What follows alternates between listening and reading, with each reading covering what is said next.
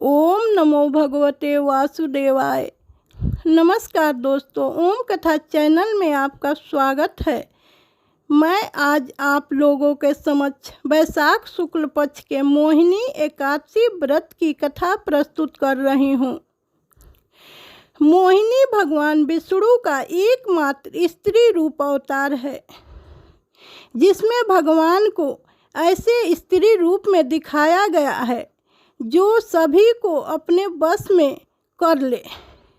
दैत्यराज बलि ने जब तीनों लोकों पर कब्जा कर लिया, तब सभी देवताओं ने भगवान विष्णु की शरण ली। भगवान विष्णु ने सभी देवताओं को असुरों के साथ मिलकर समुद्र मंथन करने की सलाह दी, लेकिन देवताओं और असुरों के बीच बिना संधि हुए समुद्र मंथन की प्रक्रिया संभव नहीं थी। राक्षसों को समुद्र मंथन से प्राप्त होने वाले रत्नों का लालच देकर किसी तरह से राजी किया गया। समुद्र मंथन के दौरान धनवंतरी अमृत का कलश लेकर बाहर आए। जैसे ही अमृत का कलश मिला, समुद्र मंथन का अनुशासन भंग हो गया। देवताओं ने कहा, हम अमृत लेंगे, और दैत्यों ने कहा, अमृत हमारा है। इसी खींचातानी के बीच इंद्र का पुत्र जयंत अमृत का कलश लेकर भाग गया। सारे दैत्य तथा देवता उसके पीछे पीछे भागने लगे। असुरों तथा देवताओं के बीच भयंकर युद्ध हुआ। देवता परेशान होकर भगवान विष्णु के पास गए। तब भगवान विष्णु ने मोहिनी रूप धरा।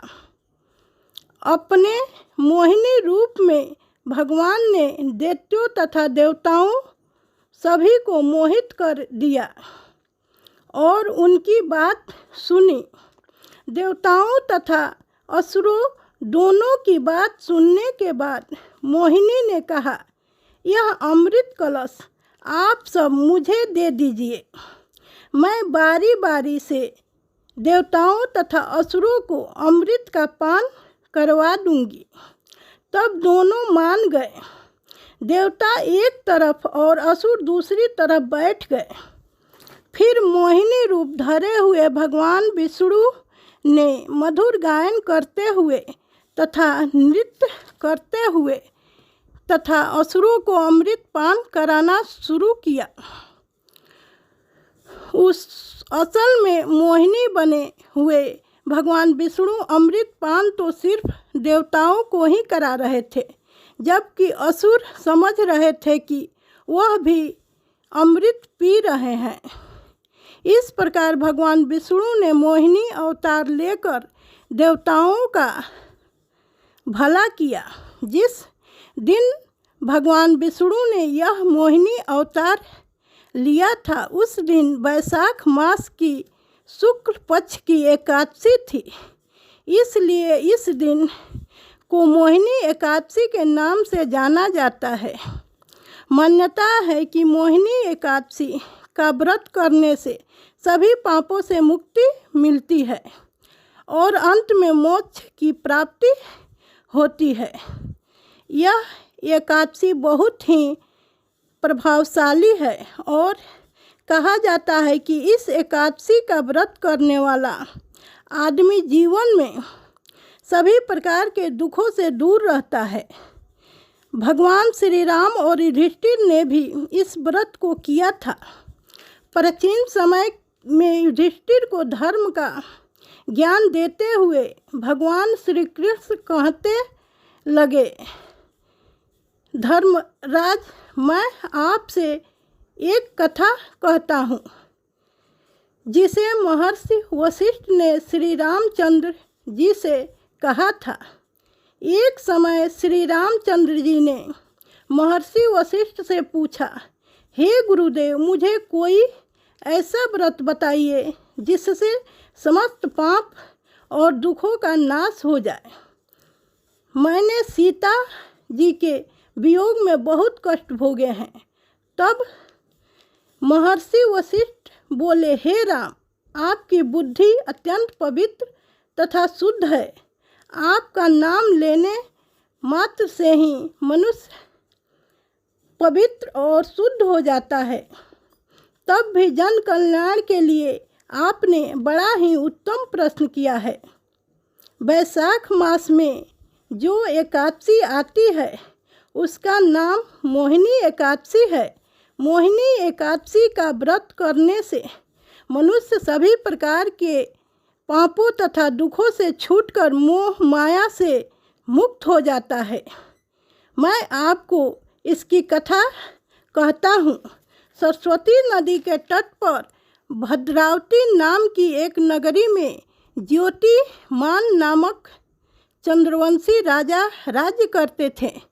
उसी नगर में धन धान्य से संपन्न तथा पुण्यवान धनपाल नामक वैश्य भी रहता था।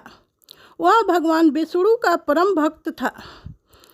उसने नगर में अनेक भोजनालय, प्याऊ, कुएं, सरोवर, धर्मशाला आदि बनवाए हुए थे। सड़कों पर आम, जामुन, नीम आदि के अनेक वृक्ष भी लगवाए थे। उसके पास 5 पुत्र थे, सोमना, सद्बुद्धि, मेधावी, सुकृति और धृष्ट बुद्धि।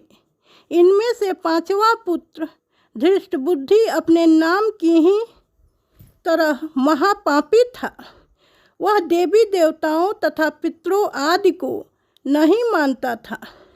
वह दुराचारी मनुष्यों की संगति में रहकर जुआ खेलते हुए पर स्त्री के साथ भोग विलास करते हुए तथा मांस मदिरा का सेवन करते हुए जीवन व्यतीत करता था। इसी प्रकार दुष्कर्मों में लिप्त वह अपने पिता के धन को नष्ट करता रहता था। इन्हीं कारणों से दुखी होकर उसके पिता ने उसे घर से निकाल दिया। घर से निकलने के बाद वह अपने कपड़ा तथा गहने बेचकर जीवन निर्वाह करने लगा।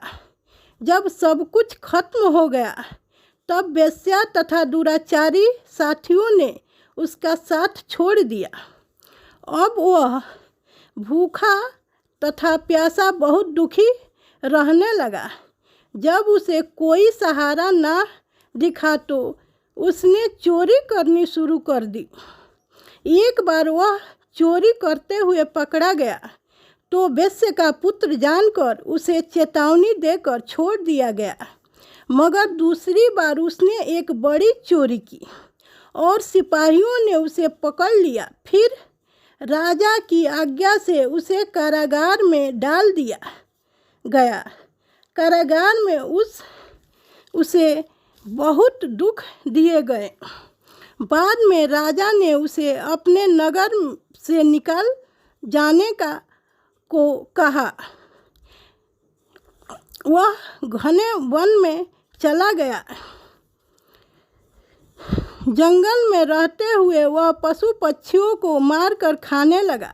कुछ समय बाद वह बहेलिया बन गया और धनुष बाण लेकर पशु पक्षियों को मार मार कर खाने लगा। एक दिन वह भूखा प्यासा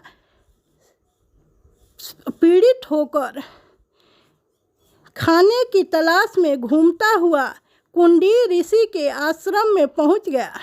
उस समय वैशाख मास चल रहा था और कुंडी ऋषि गंगा स्नान करके आ रहे थे। उनके भीगे हुए वस्त्रों के छींटे उस बहेलिए पर पड़ने से उसे सद्बुद्धि की प्राप्ति हुई। वह कुंडली मुनि से हाथ जोड़कर कहने लगा, मुनिवर, मैंने अपने जीवन में बहुत पाप किए हैं। आप इन पापों से छूटने का कोई साधारण तथा बिना धन का उपाय बताएं।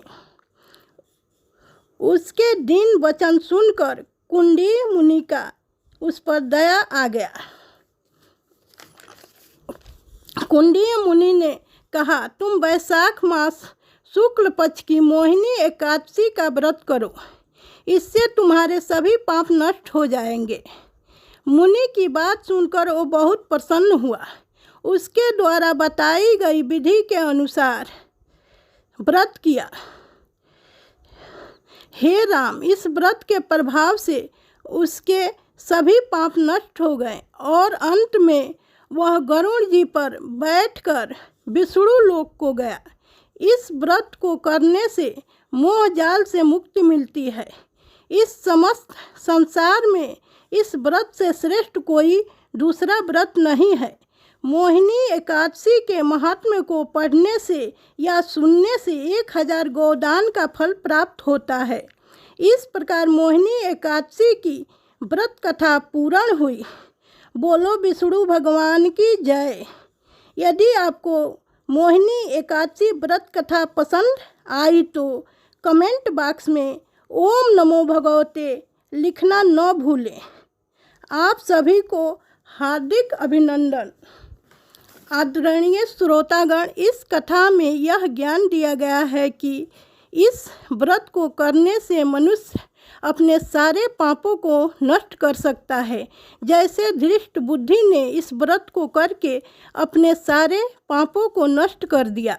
अंत में मैं आप लोगों से यह कहना चाहूँगी कि आप लोग पूरे विश्वास के साथ इस व्रत को कीजिए। ये मत सोचिएगा कि विष्णु भगवान है कि नहीं। मैं अपना कसम खाकर कहती हूँ कि विष्णु भगवान हैं, क्योंकि मैंने उनका दर्शन किया है। श्रीमद् नारायण नारायण हरे हरे, लक्ष्मी नारायण नारायण हरे हरे, तुलसी नारायण नारायण हरे हरे, श्रीमद् नारायण